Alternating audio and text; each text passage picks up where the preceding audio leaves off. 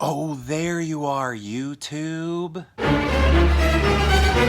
It is a very exciting day because today I'm going to see Ghostbusters Afterlife. Been looking so forward to this movie, but I got to get ready because I am not fully prepared yet. I need to put on the appropriate clothing.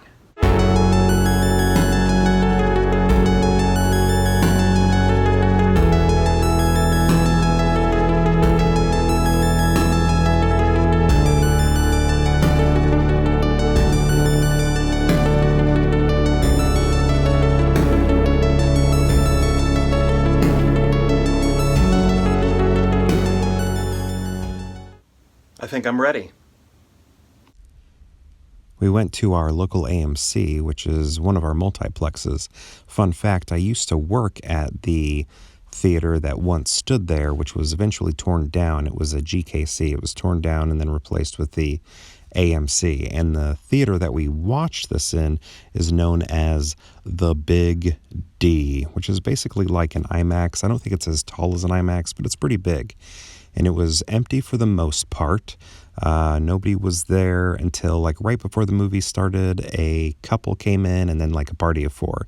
But a lot of seating, but very few people, which is just how I like it. I am back from the movie and I am so happy. That could have been really bad. I don't know. I feel like the most recent Ghostbusters movie, that like remake, or I don't know what you would call it, just was not the right way to end the franchise. Maybe if they would have made more, they could have made a better version, but the way I look at a franchise is you want to end on a high note. This one may not be the last Ghostbusters movie, but if it is, I think they ended on a high note. The second Ghostbusters film, while I liked it when I was a young child, I actually saw that one in the theater, it's not close to as good as the original, right? And I think it has a lot of problems. I'm not really into that one, and as an adult anyway. But this movie, I feel like if this is the last one, they went out on a high note, and it was so good. Should I get into spoilers? I think I'm going to get into spoilers. Let's call this a spoiler review. I'm going to jump around, though. That's kind of my style. But I love the tone of it. So Jason Reitman had always said, like, no, you don't want me directing a Ghostbusters movie. I'm not the right person for it. I'm not the right person for it. But I think he is the right person for it because he is a dramatic director that has comedy in his films. And that's what Ghostbusters is. Like, it's hard to call Ghostbusters just a straight up comedy. I know it is in many ways, but like with that Ghostbusters remake, when was that, 2016 or whatever, that one, everybody is trying their hardest to get a laugh, and the laughs all feel so incredibly written. They don't feel naturalistic, or they feel very improv, but they and I'm sure there was improv in the original Ghostbusters, but they feel improv, like they were like, okay, we're gonna try it this way, this way, this way, this way, and then they pick the funniest one or whatever. And this movie, Ghostbusters Afterlife, has an essence of groundedness to it, an essence of reality to it, and a quality that is like where people aren't trying to overdo. That's not the right word. Like, I don't know, like one up each other with the humor, because I feel like with the original Ghostbusters, again, they were normal people who were funny. That's why I think it's sometimes hard to call that movie a comedy, because it doesn't feel like they are shooting for humor. It feels like everyday people that you know who are naturally funny. And I just think that is so good, and that is what this film has as well. All the humor, almost all the humor, feels naturalistic. I think if I am going to say like things that are overdone, maybe some of the little baby Stay Puffs. I think the only thing I really don't like about that is maybe the way they were shot, the way they were filmed. Just because, we got those like really close-ups to where it was almost like we were almost in a baby Stay Puff point of view. And that felt a little unnaturalistic, not as naturalistic as the rest of the filming. One thing that I liked that Jason refrained from doing, Ray's goggles, I guess they were Egon's goggles, that Podcast was wearing. A bad director, a bad Ghostbusters movie would have shown you what the point of view of those goggles are. So we would have had like, Iron Man, like, this is what Iron Man sees, and this is what like Ray was looking at back in the 80s, and Egon looking at back in the 80s. And I love that we never got Podcast's point of view. We saw him wearing those goggles a lot, and we never got a point of view from those goggles. I thought that was fantastic, because that would have totally been different than the filming style of the original Ghostbusters movies, right? So I love that that was taken out. I think that was great. But when it comes to the little Stay Puffs, like some of the points of view, the close-ups just felt a little out of the rest of the movie, I guess. And then I think this next one was a little bit necessary. And, I think the little Stay Puffs are good too for like kids. Little kids are really going to latch on to that. So I honestly don't even have that big of a problem with that.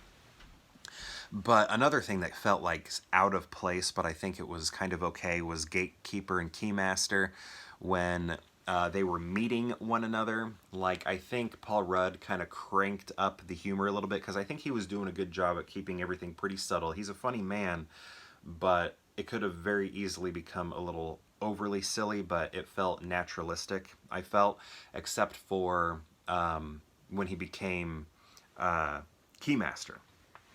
And when he and Gatekeeper meet each other, he's, I think, turning on, like paying homage maybe to Lewis a little bit, because he's kind of like, like, I don't know, a little goofy kind of in the way he's walking, and then some of the things he says. And I feel like Carrie Coons is also turning it up, but she's, in this like sparkly 80s dress and everything. So I think she's realizing this could be played seriously in the 80s, but it would be more difficult to do that now, so let's crank it up. So I think that actually works, even though it feels outside of the movie when it comes to the tone of the film, the overall tone. Those parts get that part gets a little silly, but I think it works. It's only like one bit, and then the things with the little Stay Puffs. Not a big problem, not a big deal. I loved all the kids. I thought they were great. None of them were trying to outdo one another. Wolfhard, he's kind of become a star from It and Stranger Things, but I never feel like he's trying to overshadow anybody with his star power or anything. It just felt like another actor on the movie, and I thought that was great. He's very, much taking a back seat, a side character, and I like that. I like that. It didn't seem like there was any demand in his contract that I'm who everybody loves on Stranger Things. I must be the lead of this movie. Not at all. McKenna Grace, I think, was fantastic. Loved everything about her. This is a movie about kids. Not about, well, maybe, I don't know. Let's say it's a movie about kids. Their kids are the central focus. And that was a little scary, because we are dealing with full-grown men in the other two. And if that's what you're used to, why am I going to watch this? Is this going to be a movie for little kids? And I don't think it is. I think little kids will like it. Although I think there's some more terrifying imagery in this than there are in any Ghostbusters movie. But even with the terrifying imagery, I think, kids can watch it because there are a lot of kids in it, and it's a Ghostbusters movie. I don't know. I don't even need to get into it. Kids can watch this movie. Just as they did with, the original Ghostbusters. I was a little kid watching these grown people bust ghosts. So that's just an added element, and I don't think it, like, overly makes the movie some sort of children's film. I don't think it does that at all. I think it just still feels tonally for everybody, family film sort of deal. It's just focused on kids rather than adults. I love the way they tied in this movie to the original. It felt very organic, actually. I mean, it all like made sense to me. The way they could like bring back not just characters but villains, like the way they brought back villains like made a lot of sense, and I thought that was sort of expertly done. And it didn't feel, I don't know, a couple fan service things, like a lot of the things felt pretty natural. The only like extra fan service thing, I guess, to me was when they opened the glove compartment of the Ecto one and there was a Twinkie sitting there. That was kind of like, all right. But, it's also a little bit funny because it's like, was that Twinkie from the 80s? Because, everybody says like Twinkies don't decompose. So I don't know. I found that extra layer pretty humorous, that the car is like completely busted up and run down, but this Twinkie is still looking perfect, because I like to think that that Twinkie's from the 80s and not like a fresh Twinkie or anything like that. Maybe it was a fresh one, I don't know.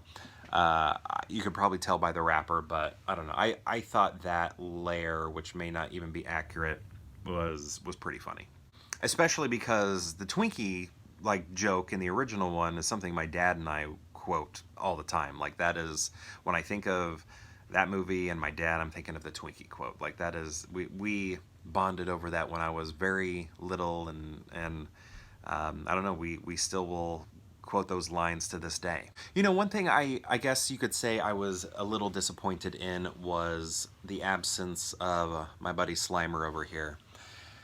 And, you know, he is in a way, he's like the mascot in a way. I mean, I know we have, like, Stay Puffed, and then we have the ghost in the, I don't know, does he have a name? He probably has a name. I think he had a name in like the 2016 version, but the ghost in, the no ghost symbol would be like a mascot. But Slimer was so much to this franchise, so I was kind of surprised he didn't make an appearance.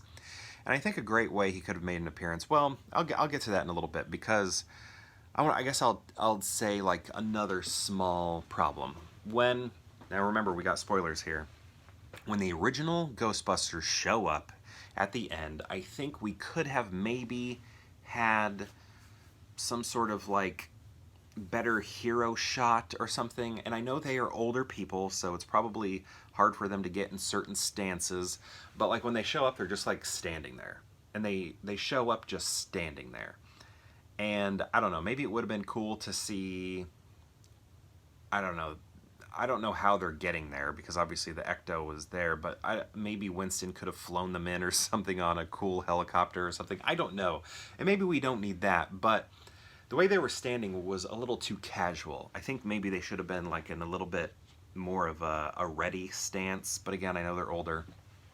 And I don't know, maybe a different angle or something to make it a little bit more heroic. We eventually got a heroic stance when we saw, more spoilers here, Egon with them.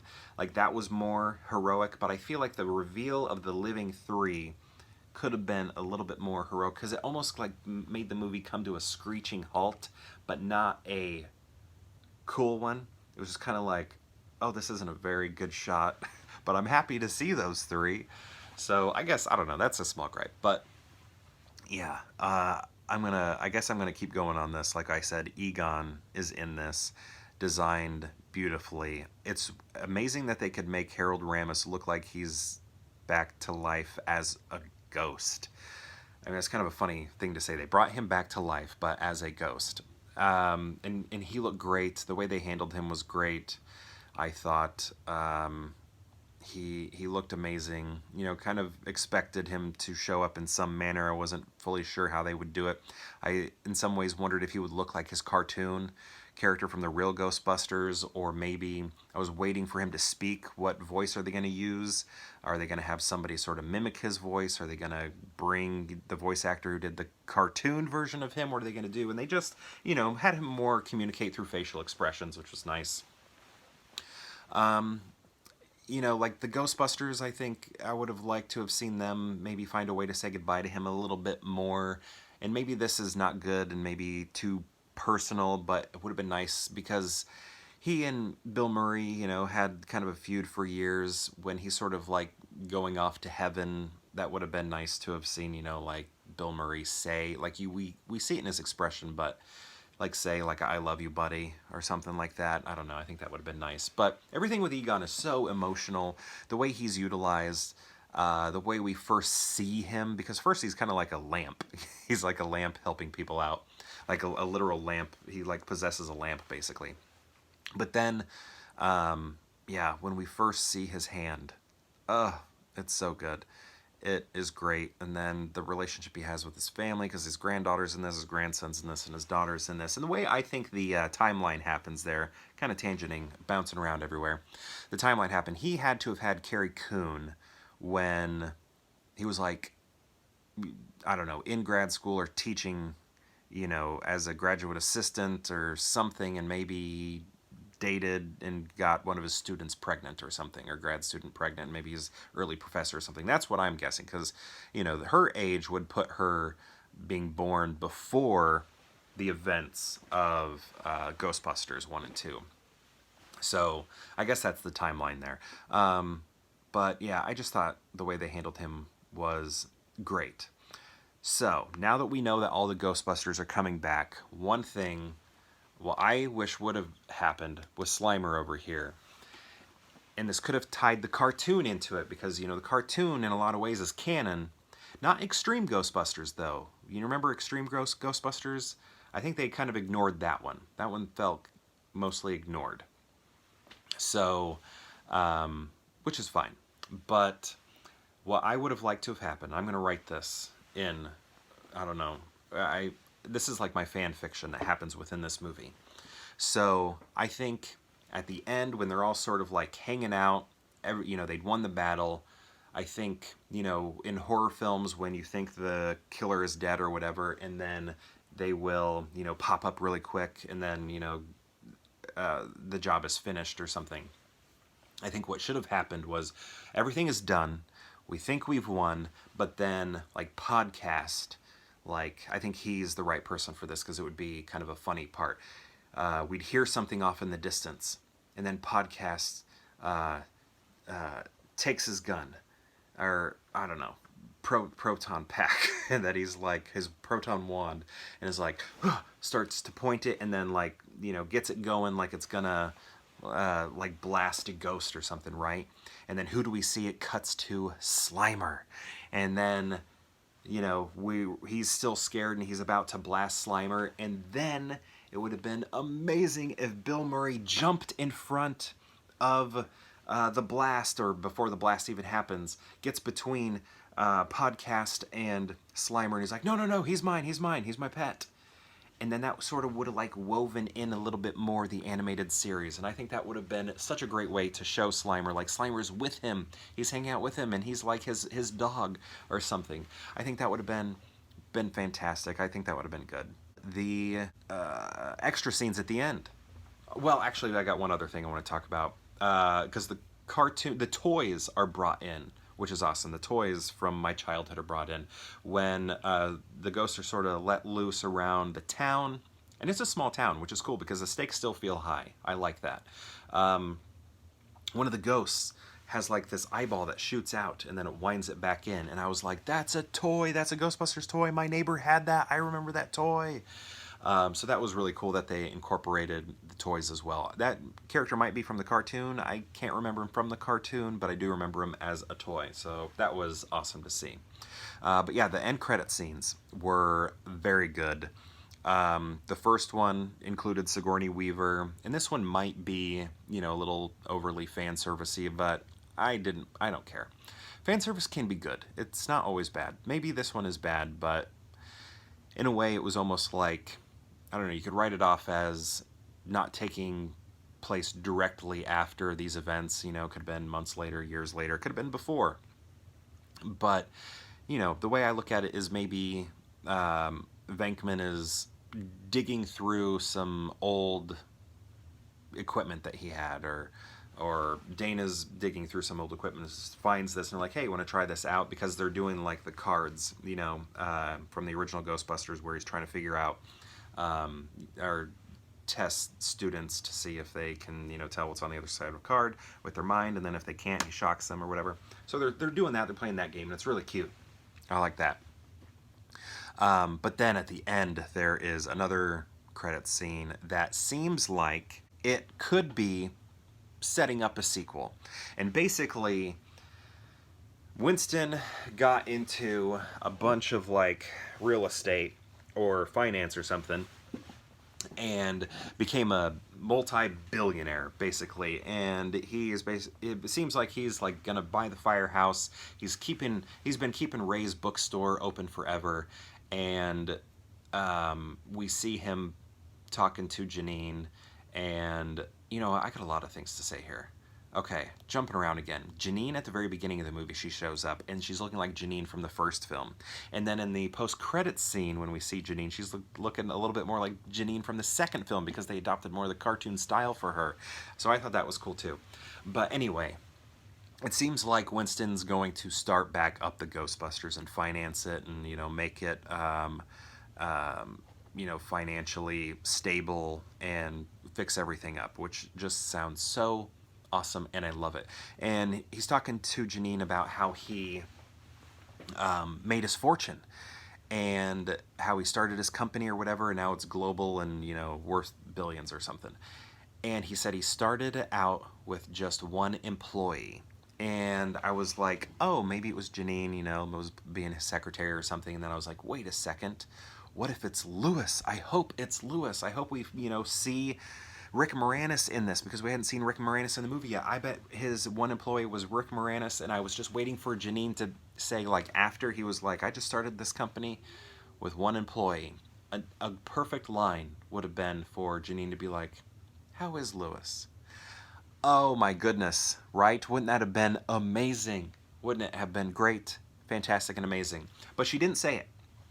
So, after that scene when they're talking about, the company or whatever, then we go to the firehouse. It's run down, and then we see him waving in the Ecto-1. So he's in the firehouse, kind of looking it over. It's all dusty and, backlit and everything. And then he's waving in the Ecto-1, like, come in. And we see someone driving it. We don't know who's driving it. And I'm like, oh my goodness. Rick Moranis is in that car and he is going to get out of it, and I'm going to stand up and cheer. Didn't happen. We never saw who was in the car, who was driving the Ecto-1 in. But wouldn't that have been great if they could have gotten Rick Moranis back and he was Winston's one employee, like maybe he was playing his lawyer or something like that. I don't know. One employee that helped him gain these billions, and then he's the one who drove in the Ecto. Oh, why wasn't that the case? Why wasn't Slimer? Why wasn't Bill Murray there to jump in front of the blast for Slimer, stopping podcasts from getting Slimer? Why wasn't Rick Moranis driving that car? I don't know. Those are things I would have done. But this movie is great, and if it's the last one, I'm okay with that. And if there are more, I hope Jason Reitman directs them. And I hope you see it. I hope you like it. I love the pacing. It felt like a real movie. Didn't feel like it was going chasing laughs or anything like that. It felt great. And I'm very happy. Ghostbusters, the original, is like my 6th favorite film. I don't know. Sometimes I think it deserves to be higher. Maybe it will be. I don't know, someday. So I think about that sometimes, of raising it up on my list. Maybe it will break the top 5.